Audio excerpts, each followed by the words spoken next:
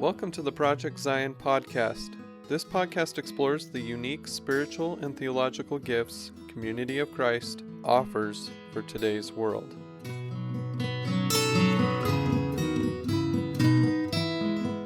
Welcome. This is Cuppa Joe, where we explore restoration history, and I'm your host, Karin Peter. Now, here at Cuppa Joe, we partner with the Historic Sites Foundation to interview the presenters from their lecture series. So this is part of their spring lecture series, which, as a bonus, is also a video podcast today for this episode that you can find on Latter-day Seekers Ministries YouTube channel. Now, our guest today is Dr. William D. Moore. Professor Moore is an American Studies scholar who teaches at Boston University in the American and New England Studies program and the Department of History of Art and Architecture. He holds an AB in Folklore and Mythology from Harvard, which sounds fascinating, and both an MA and a PhD from the American and New England Studies program at Boston University. He researches, lectures, and publishes on vernacular architecture, folk art, American fraternalism, public history, the interpretation of historic sites, and the history of surfing. We might have to ask about that in just a moment. He has written extensively about material culture and the American belief systems. He is the author of Shaker Fever, America's 20th Century Fascination with the Communitarian Sect, and Masonic Temples, Freemasonry, Ritual Architecture, and Masculine Archetypes. He has contributed numerous articles to exhibition catalogs, books, and scholarly journals, and he serves on the editorial boards of the journals Winter Third Portfolio and Buildings and Landscapes. Whew. So with that, we're honored to have you here, and welcome, Professor Moore. Thank you. It's my pleasure to be here with you. So what's not in your bio, but I'm going to add, is you have a delightful sense of humor, because after noticing our coffee theme in all of our Project Zion series, you put a little snippet of Joseph Smith there on your cover slide for Cuppa Joe. So we appreciate you making that connection. Now, your contribution to the Historic Sites Foundation Spring Lecture Series is titled Pleasing to Look Upon and Easy to Understand, RLDS Preaching Charts, Their History and Usage. So there's a little description that we have of your lecture, and I'm going to just read a little bit of that, and then we're just going to chat a little bit about it so that folks know what we're talking about and they have an idea about what the lecture will be like in May.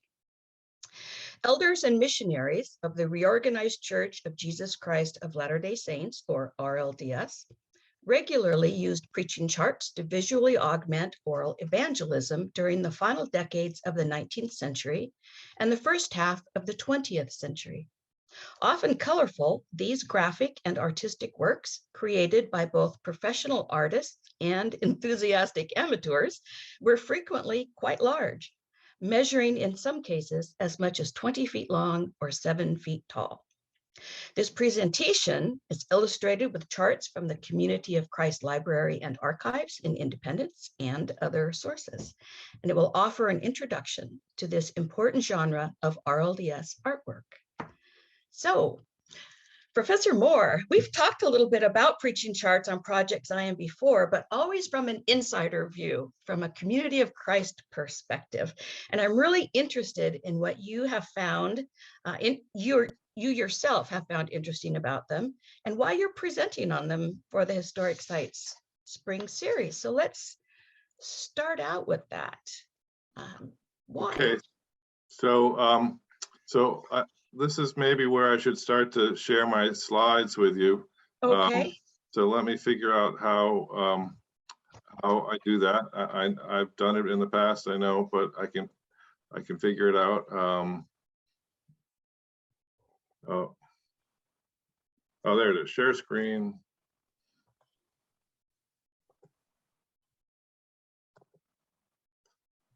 And then, okay, so here we go. Here's my screen, and here's the Cuppa Joe. Here's Joe from one of the preaching charts here at maybe the pivotal moment in his life and the pivotal moment in restoration history, right, where he's digging up the golden plates at Hill Cumorah in upstate New York, right? Absolutely. So, Thank you for that. We'll see this preaching chart in just a minute. Okay. But I thought we'd start with this preaching chart. This one's from about 1923. We don't know who the artist is, but it's labeled down on the bottom right. You'll see in the tiny little script there, painted for Elder Willard I. Newman.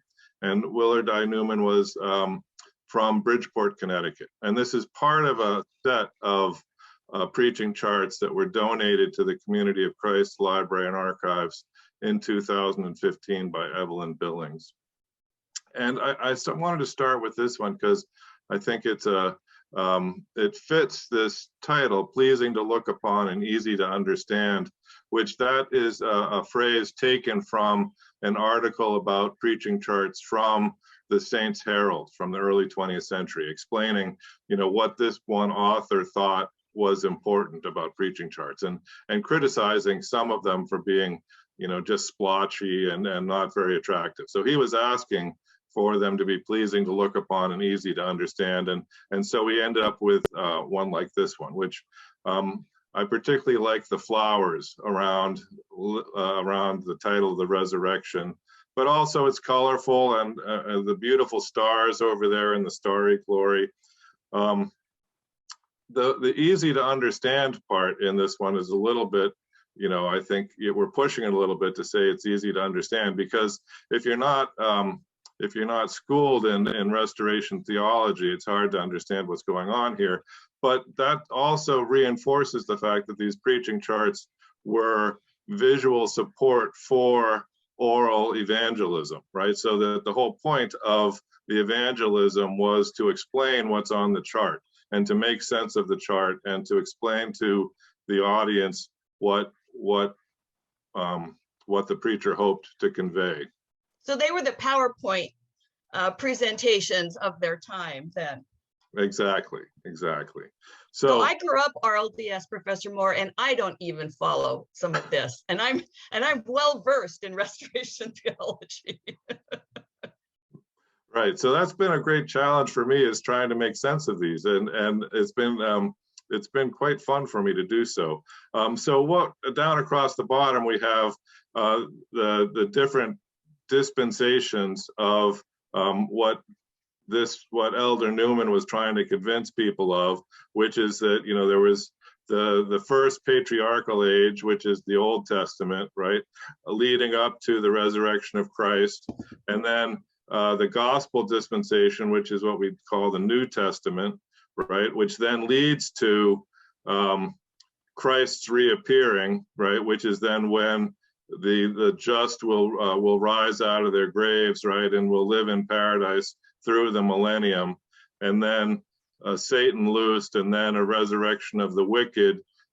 And this resurrection of the wicked is something that I was not really familiar with before I started thinking about this, right? But it's amazing to me that what we're looking at here really is moving towards kind of a universalism, which I didn't realize that RLDS was kind of universalist, saying that there were, that eventually most people are going to find some sort of future with the Lord, some sort of salvation in the future, whether it's the sun glory, the moon glory, or this lesser star glory at the end, right? So, but it's also, as you mentioned, I did a lot of work on Freemasonry, and I was interested to see the sun, the stars, and the moon showing up here in RLDS symbolism. So that's just a quick introduction to one of the example of RLDS preaching charts that we're talking about. But then I wanted to answer your question about context and why am I interested in this, and what's the context for my interest.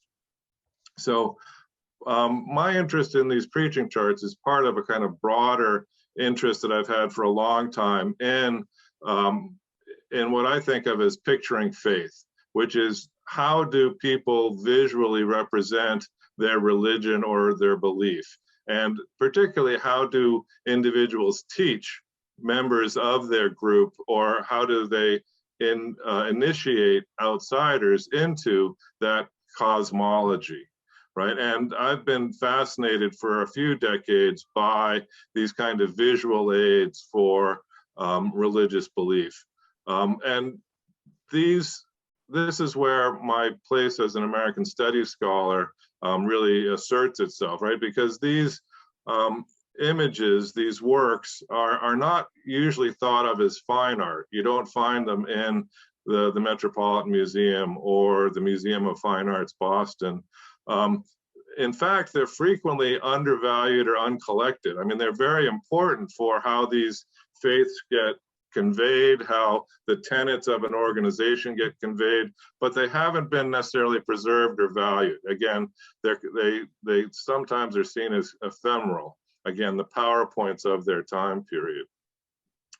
They're also often thought of as folk art rather than as fine art. But this is the kind of material I'm interested in.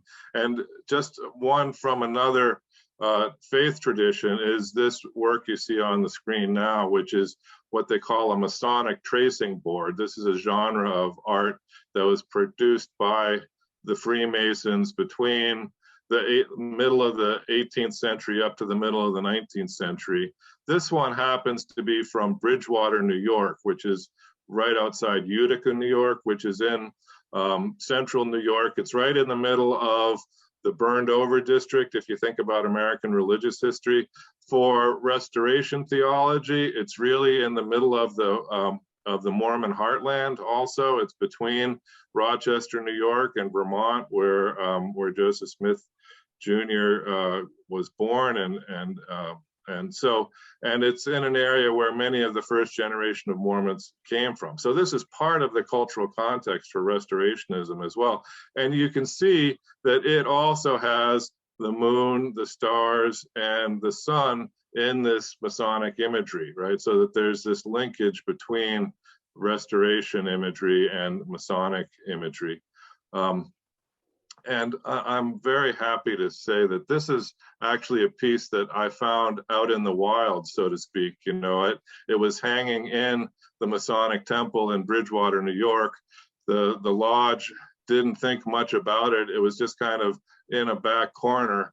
It had never been photographed. It had never been documented. And at that point, I was working for the Grand Lodge in New York. I wasn't a Mason, but I was working for them. And I was able to convince them to give it to the Grand Lodge Library. So this is now, has been published a number of times and has entered the scholarly discourse because of my work. So I've been very pleased by that. What a great discovery.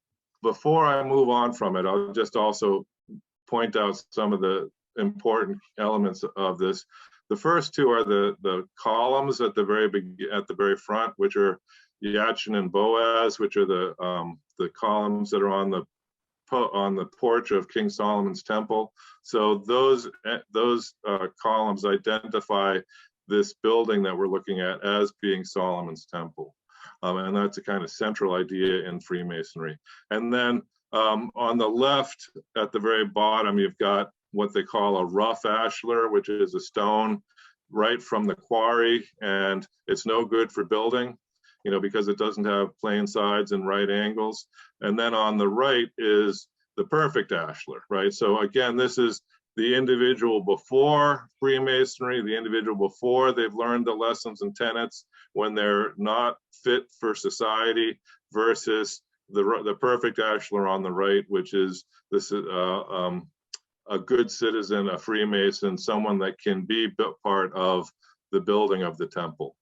All right, so again, this would have been a relatively secret painting in 1810, and it would have been used as people were discussing what were the tenets of Freemasonry. How do you be a Freemason? What is it that you're supposed to know and do, right? So again, a visual aid for verbal teaching. So this is one example of the kind of thing I'm interested in. Here's another one. This is a wonderful painting by McKendree Robbins Long, who is a fascinating character from North Carolina. He was a son of a relatively prominent family who then went to art school, and he studied art in New York City at the Art Students League, and then he went to travel to Paris to learn how to paint portraits, and he came back to New York City just at the time that modern art took off, and he found that his style of art, what he had been taught how to do, was passé, and he wasn't able to make a living as an artist. So instead, he became an evangelist. He became first a Presbyterian and then a Baptist preacher. And he spent his entire life traveling the back roads of the United States preaching.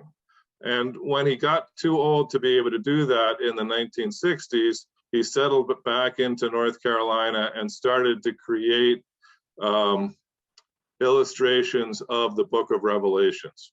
And using his art historical background and using his talents, he created an entire series of images of the Book of Revelations. Once again, using imagery to continue his continue his career of preaching.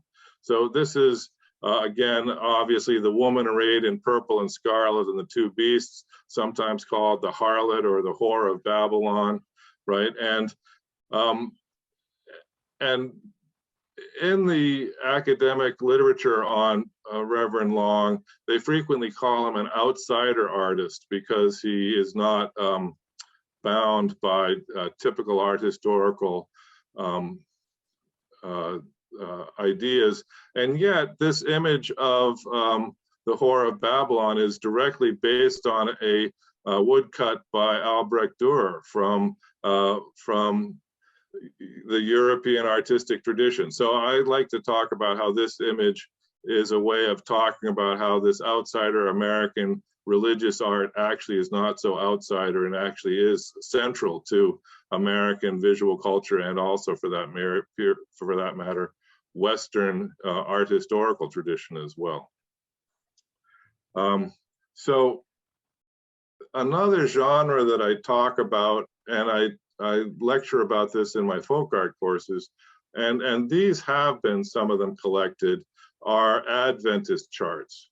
You know, and the Adventists are the group that derives from William Miller in the 1830s and 1840s, who believed that he had broken the code of prophecy in the Bible so that he could pinpoint the date upon which Christ was going to return in the 1840s.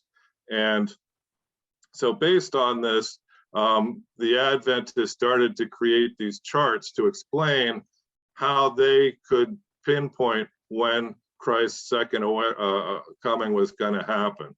And again, you can see here on the left, we've got the Colossus of Nebuchadnezzar, which is a prophetic image from the book of Daniel. Right, again, across the top, we've got the various dispensations that we looked at when we started this talk, and the other chart with the primal age, the patriarchal age, the Mosaic age, the Christian age, the divine age. So again, you can see that this artist is coming up with different dispensations, different periods than the RLDS chart was, but still the same kind of idea. And then once again, there's the Whore of Babylon down at the bottom, looking very similar to Reverend Long's, even though this is from probably 75 years earlier. The one I particularly like is kind of up to the right of the Whore of Babylon, which is the opening of the seven seals and then the dead people laying around it, which looks kind of like the Raiders of the Lost Ark, right? The end of the Raiders of the Lost Ark, which again, I mentioned that partly because it's funny, but also partly because it shows that these things are very central to American culture, right? The same ideas that we have in blockbuster American movies are being shown here much earlier in this Adventist chart. And this one, as I said, is in the Smithsonian National Museum of American Art. And it's there because it was collected by Herbert Hemphill, who was a very important and influential folk art collector in the middle of the 20th century, and started to see these things as being important American artworks.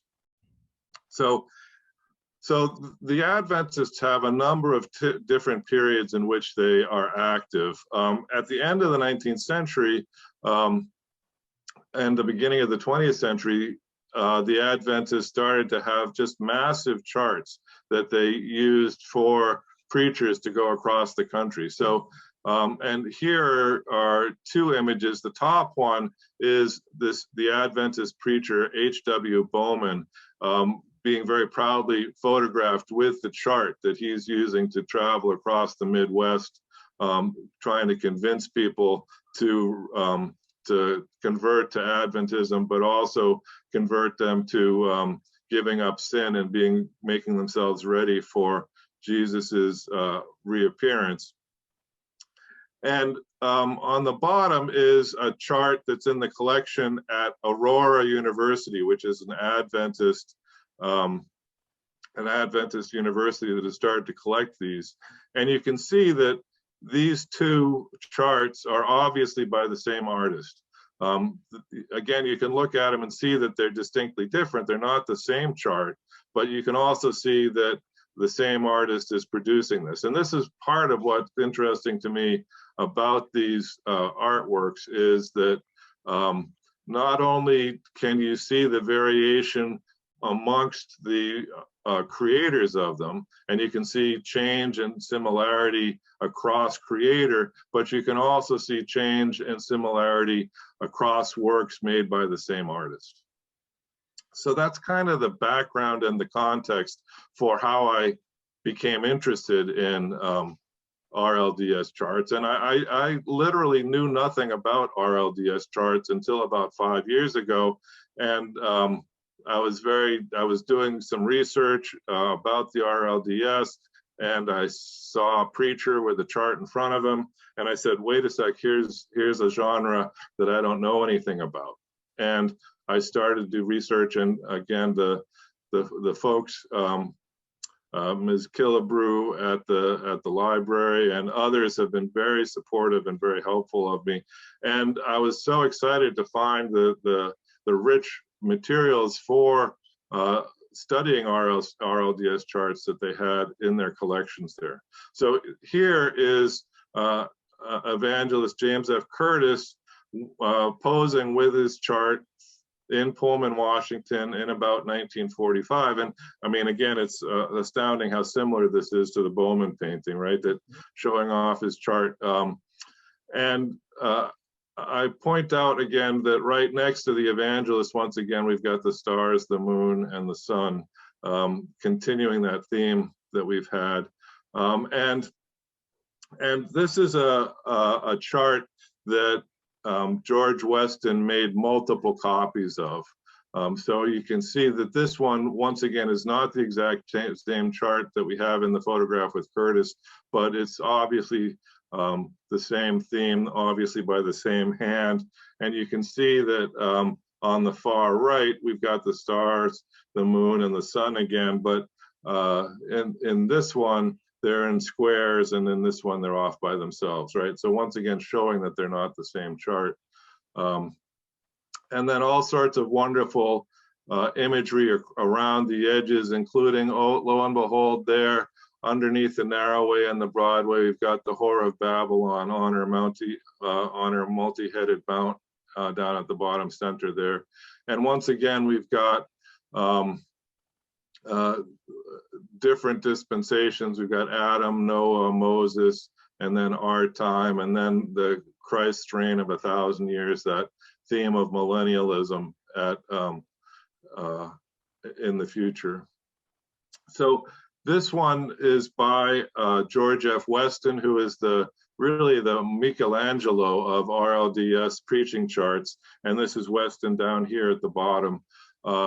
So he lives from 1857 to 1937. He is born and grows up in Michigan, becomes baptized in the RLDS tradition, goes out, does missionary work, and ends up finding out that his artistic work is the best way that he can serve the church. And he moves to Independence and spends the rest of his life in Independence. and makes a living creating these charts and selling them to evangelists and ministers who are out on the roads. Here's another fabulous Weston chart called "The Time is Fulfilled," and you can see how very similar it is to the Adventist charts. Again, using the Colossus of Nebuchadnezzar as the primary prophetic symbol. The time is fulfilled, the kingdom of heaven is at hand, right? That we're getting to the point. But I think the amazing thing here is that the RLDS tradition has transformed the prophecy so that it's no longer talking about when is Christ going to come back to earth again, but when is the new dispensation going to happen? So instead of leading to the second coming, it's now leading to, again, that transitional moment of, here we have Joseph Smith digging up the tablets again, right? So it's interesting to me how the RLDS tradition has taken this Adventist form and reshaped it to its own purposes. This one is unattributed, and this is part of the issue, is that many of these charts, we don't know who the artist was. And again, they were not thinking of them as fine art, and yet they were producing them. And here, once again, the mother of harlots has the central position, and the Colossus of Nebuchadnezzar there on the left, and leading over to the New Jerusalem and peace and the blessed time that comes. And yet this one from the middle of the 20th century, it's amazing how part of the God's judgment are these wars and cities being bombed and burned, right? Which of course was central to the thought in America in the middle of the 20th century. And unfortunately, here we are in 2020, and we've got the same kinds of burnings and bombings going on. And again, notice that this one is 16 foot 7 inches wide, right? So again, these are produced so that they can be seen by a large audience while the preacher is in front of them. All right, so again, other than just curiosity and interest and visual ideas, why should we care about these, and how do these charts contribute to an understanding of American religious history? Well, the first thing I think is that they broaden our understanding of Restoration history by taking emphasis off of the Salt Lake City Church, right? That so much of what's been written about the history of the Restoration movement, about the history of Joseph Smith's church, has focused on Salt Lake and is focused on temple ceremonies and baptism of the dead and all of the different aspects of that branch of the Reformation movement or the Restoration movement, right? And so by looking at these, we can say, you know, here's a completely different tradition. Here's another aspect of the Restoration history that shows that it's more complex, that it's not just the Salt Lake City Mormon Church, that there is another path. And in doing that, these charts also position the RLDS within this broader visual evangelical tradition, right? And I know that some scholars have talked about the RLDS church as being kind of threading between the Mormon church and mainstream Protestantism, right? And so these preaching charts are kind of a material manifestation of that, in that, you know, they still have Joseph Smith in them. They still have the telestial, the celestial, and the terrestrial heavens, right? They have all of these kinds of Restoration theology in them, and yet they're out there competing with the Adventists, with the Foursquare Gospel Church.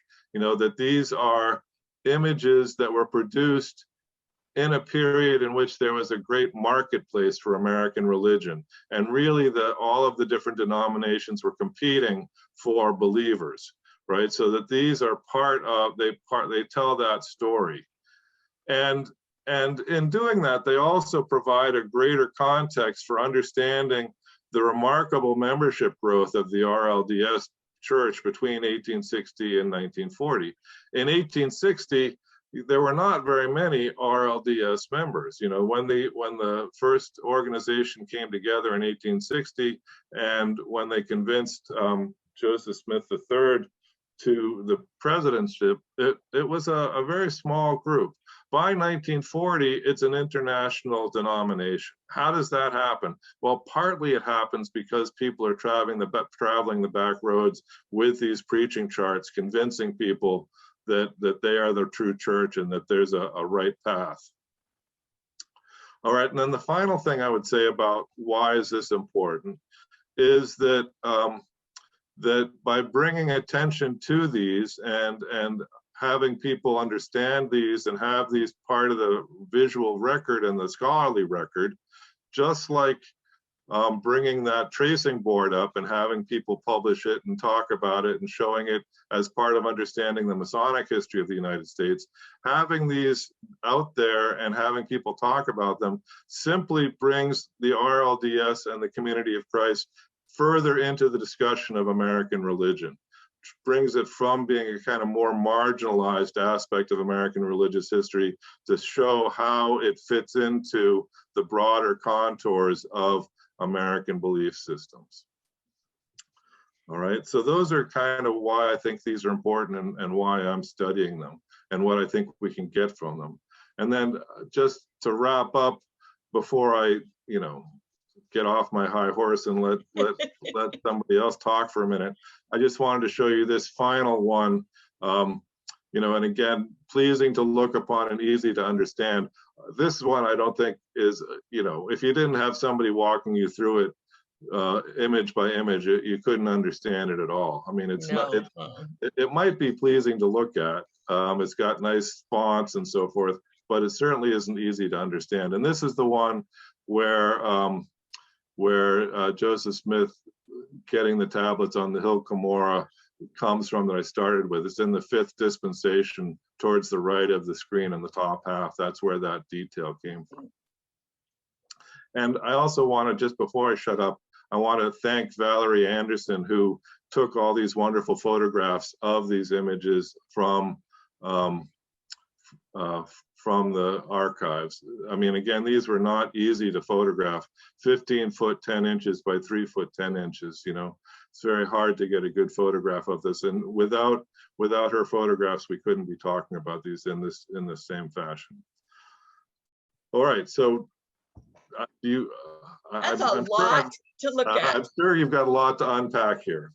Absolutely. So the first thing that I find interesting about these, and I've seen some of the preaching charts before, definitely not as many as you've presented here, but it's interesting to see the different artists have we're talking about a pretty similar time frame, but they have very different areas of focus on their theology, on what they're trying to get across, which I think has always been kind of a marker of the RLDS/Community of Christ, is that we don't have this, you have to believe this certain way and this only way in order to be a faithful believer. And you can really see that in these charts because they focus on very different aspects of the theology of the tradition. But I also hadn't realized how much context was in them. As I watched you go through some of the slides, it really came home with the one with the bombers. That was like, oh, wait a minute, that I've not seen. That's part of the contemporary context of the chart being included. And I hadn't realized that was part of them before. So that was kind of a new thing for me. So this has been helpful. You said you discovered the one Masonic painting by accident, almost, in the Masonic temple. What else did you discover? Did you have any like light bulb moments or something that took you in a different direction? Well, yeah. So finding that chart, I had actually gone to look at the furniture. No. Somebody had brought me to that building to look at the furniture. And I said, well, the furniture is nice, but this is the really important piece here. So before I talk more about that, let me just say that has been your idea or your observation about how different they are has been really interesting for me as well, in that when I started to go, as a material culture person, what I start with the object, and I look at the object and analyze the object, but then I also go and try to find historical records and historical material about the objects, right? So I started by looking at the charts, but then I've spent a lot of time reading the Saints Herald, trying to find out what the preachers were saying about their charts, seeing if I could find texts that went along with the sermons that would have gone with these charts and so forth. And the astounding thing is that the church hierarchy did not try to control, did not try to regulate, had no input on what these charts would look like. The Saints Herald on a number of occasions published some suggestions about what they thought might be effective charts, but I don't think, again, from my standpoint, they weren't effective charts, what the editors were suggesting. And I haven't seen any ramifications of those in the charts that I've discovered or that have been shown to me. What I did find, however, was advertisements, right? That George F. Weston is advertising that he'll make charts for you. I've also found evangelists who had decided that they were going to retire, who were advertising in the back pages of the Saints Herald that if you wanted to buy their charts, he'd be willing to sell them to you. I found missionaries in the Philippines who were writing into the Saints Herald saying, if anybody has spare George Weston charts, we'd love to have them in the Philippines. So here we've got a story that's also about American visual culture being exported to other parts of the world, which then leads to all sorts of ideas about imperialism as well, of course. So I think what I discovered was these wonderful, the commentaries in the Saints Herald about these, and helping to understand them better from what people who were involved with these objects were saying about them. So you have written extensively about American religion and religious culture. Would you share a little bit with us about how your work has affected your own perspectives about faith? Well, and particularly looking at these charts, and also looking at the Adventist charts, what I've come to understand about my faith, and I was brought up in the Congregationalist church, so pretty mainstream liberal Protestantism. And again, I was born in 1963, so it's mainstream liberal Protestantism of the 1960s and 1970s is what I was brought up in. And what I came to understand is that I really have no truck with prophecy. I'm not really interested in what so many of these charts are interested in, right? These charts, so many of them are interested in understanding when is the end time coming, and when do we have to get ourselves in order because Christ is showing back up again, right? And also kind of what's going to happen at the end times, the resurrection of the wicked, and how do we understand how the rules are going to be applied to us, and that that is not of interest to me in my faith or in how I brought my son up. I wasn't bringing my son up to love one another as thyself, to love your neighbor as thyself, because otherwise you're going to burn in hell for eternity. I was bringing it up because it's about how do we live better together in the world that we live in presently. So that's been interesting to me as a historian to think about how these charts show that at the end of the 19th century, beginning of the 20th century, people were very much obsessed with what's coming in the future and how to prepare for it, and who's going to be saved and who isn't going to be saved.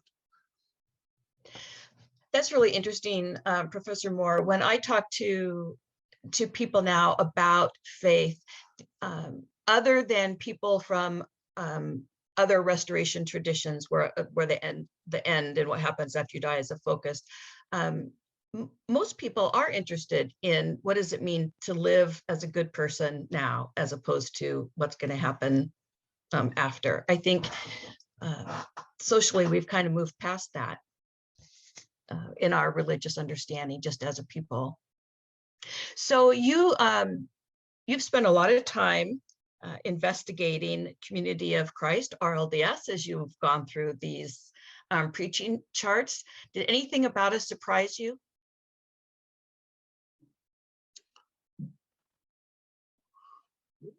I think that the thing that's been most surprising to me is understanding the transition that the denomination has gone through from the 1950s to the present, right? And that that I think from my reading and from my understanding, there's been kind of a radical reshaping of the denomination.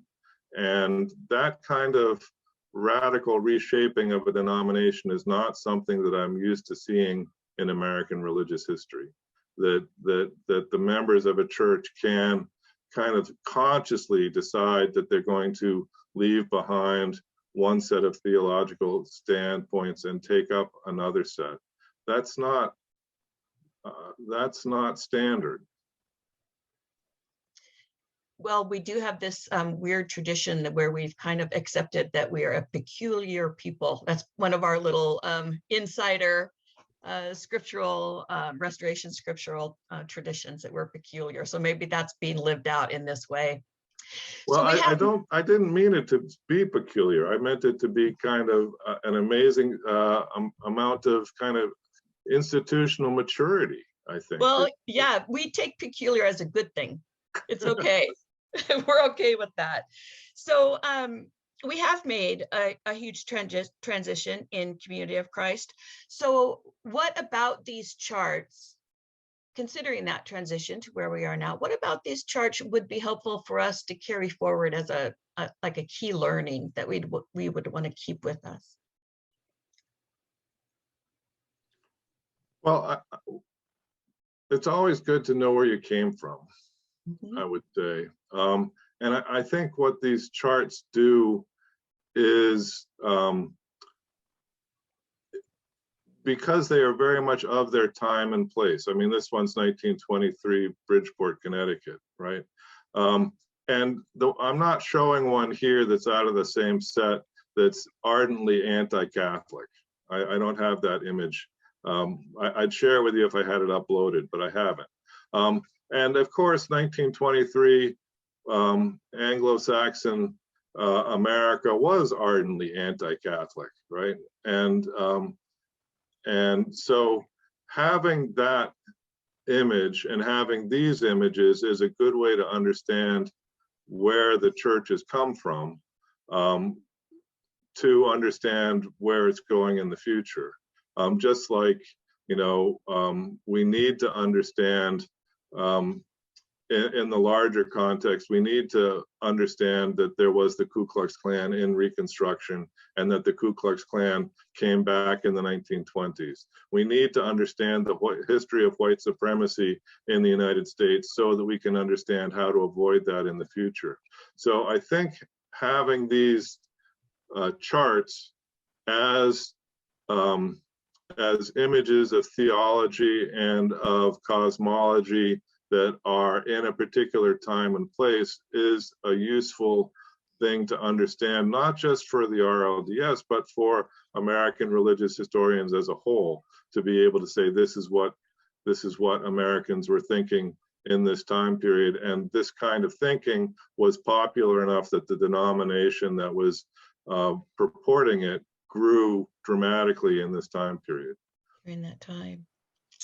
Well, I want to thank you, Professor Moore, for this, and I encourage all of our listeners to go on to either the Latter-day Seeker Ministries YouTube channel to watch the video podcast of this, or be sure to tune in on May 26th at 7 p.m. Central Time so you can view Professor Moore's lecture live. And are you doing a question and answer after the lecture? Yes. Oh, excellent. So a chance to get all your questions responded to.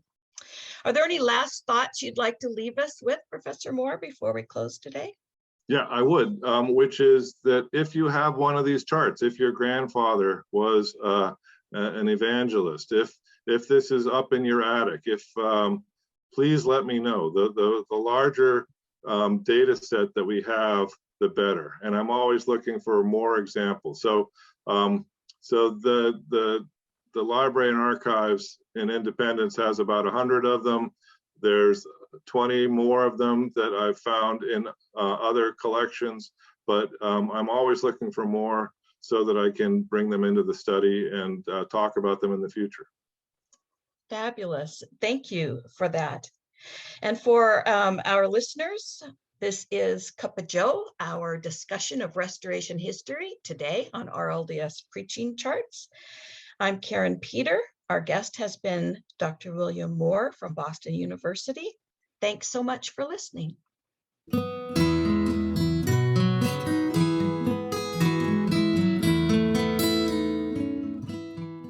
Thanks for listening to Project Zion Podcast. Subscribe to our podcast on Apple Podcast, Stitcher, or whatever podcast streaming service you use, and while you are there, give us a 5-star rating. Project Zion Podcast is sponsored by Latter-day Seeker Ministries of Community of Christ. The views and opinions expressed in this episode are of those speaking and do not necessarily reflect the official policy or position of Latter-day Seeker Ministries or Community of Christ. The music has been graciously provided by Dave Hines.